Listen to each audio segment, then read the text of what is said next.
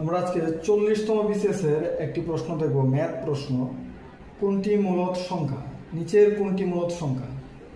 √3, 2.1456 dot dot dot, এটা হচ্ছে একটা অসীম দশমিক সংখ্যা। সি হচ্ছে √4, ডি হচ্ছে পাই। এই চারটির মধ্যে কোনটি মূলদ সংখ্যা? আমরা জানি রুটের ভিতরে যদি কোনো পূর্ণবর্গ ছাড়া যে কোনো সংখ্যা থাকে তাহলে সেটা হবে অমূলদ। সো √3 একটি অমূলদ সংখ্যা। 2.1456 ডট ডট ডট অসীম দশমিক ভগ্নাংশ অমূলদ। পাইয়ের মান হচ্ছে 3.1416, এটাও একটি অমূলদ।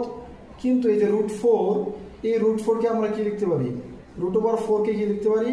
√2², দ্যাট মিনস 2, যা একটি পূর্ণ সংখ্যা।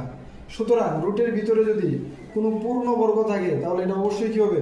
মূলদ সংখ্যা হবে। সুতরাং অ্যান্সার হচ্ছে √4, যা একটি মূলদ সংখ্যা। Thank you.